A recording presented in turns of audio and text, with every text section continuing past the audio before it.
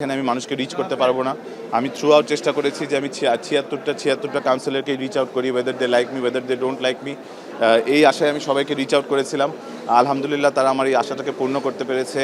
আসলে এটা ইতিহাস সাক্ষী রয়ে যাবে যে আমি সবগুলো ভোট পেয়েছি। এর থেকে প্রাউড মুভমেন্ট আসলে আমার লাইফে হয়তো আসেনি। টিম ওয়ার্ক, আমি একা আসলে ক্রিকেট বোর্ডকে চেঞ্জ করে দিতে পারবো না। It's a team of 25। So আমার কাছে মনে হয় রাইট কম্বিনেশন এবং রাইট ফিট দরকার।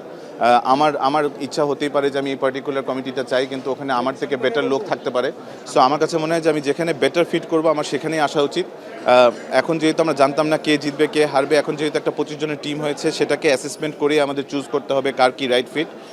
আমার কোনো পার্টিকুলার ইচ্ছা নেই। আমার কাছে মনে হয় যে ক্রিকেট বোর্ডকে আমি যেভাবে করে সবচেয়ে 100% আমি অ্যাকোমোডেট করে আমি সব কিছু আমার 100% দিতে পারবো, সেই কমিটি আমার জন্য আমি চাইবো। আমার কাছে কোনো স্পেশাল ডিম্যান্ড নেই। অনেক বছর ধরে অনেক এক্সপিরিয়েন্স লোকরা এই ক্রিকেট বোর্ডে কাজ করে গিয়েছে। আপনারা যদি হিসাব করে দেখেন তাহলে 2-3টা পুরনো ডিরেক্টর রয়ে গিয়েছে, বাকি আমরা সবাই নতুন। So it's going to be a learning curve for us. আমার কাছে মনে হয় যে আমাদের অনেক বাধা বিপত্তি আসবে, যেটাতে আমরা আমাদের ইনএক্সপিরিয়েন্সের কারণে হয়তো আমরা ফেস করব, কিন্তু সেটাও না যে কেউ না কেউ তো সবসময় প্রথমবারের জন্য এসেছি। সো এই আশা থেকে আমরা চেষ্টা করব যে আমরা ভালো মতো কাজ করি এবং আমরা সবাই বেস্ট এফর্ট দিয়ে আমার কাছে মনে হয় এভরিবাডি যারা সিলেক্টেড হয়েছে হ্যাজ এনাফ ট্যালেন্ট এই ক্রিকেট বোর্ডকে চালানোর জন্য। ইসি কমিটির অ্যাপ্লিকেশন আর আগে কিন্তু যখন ওইটা স্ট্যাবলিশ হলো তখন আমি বলেছিলাম যে যাই দাঁড়াক, আমি দাঁড়াচ্ছি ইন্ডিপেন্ডেন্ট হিসাবে।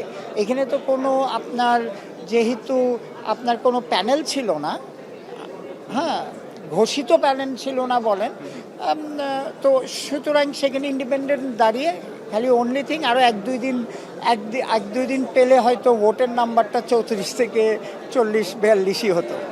এই নির্বাচন প্যানেলে পুরাতন খুব বেশি নেই, নতুন বেশিরভাগ। তাদের সাথে কাজ করতে আসলে কেমন? শোনেন, প্রথম কথা, cricket board, cricket organising, this is not a rocket science. আপনার প্যাশন থাকতে হবে, আপনার ইচ্ছা থাকতে, আপনার সময় দিতে চান যদি। সো আমরা আমার মেন প্যাশন নিয়ে এদেরও দেখলাম ইয়াঙ্গার জেনারেশনও ভেরি প্যাশনেট।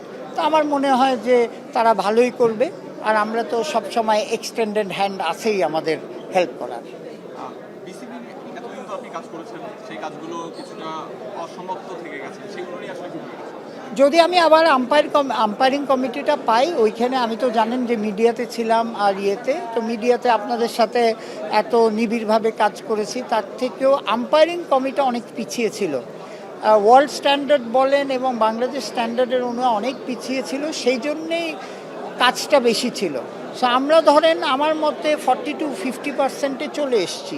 এখন নেক্সট যে 60% আছে ধরেন, সেই 60% কাজটা করবে। আপনারা জানেন যে কয়দিন আগেই আমরা কিন্তু কন্টিনিউয়াস প্রসেস হিসাবে সাইমন টাফেলকে অ্যাপয়েন্টমেন্ট দিয়েছি। তার সাথে যদি মনে করে যে এই ডিপার্টমেন্ট দিবে, তাহলে আমরা এটাকে আরও আগিয়ে নিয়ে যেতে পারবো, যে ওয়ার্ল্ড স্ট্যান্ডার্ডে নিয়ে যাওয়ার ইচ্ছা।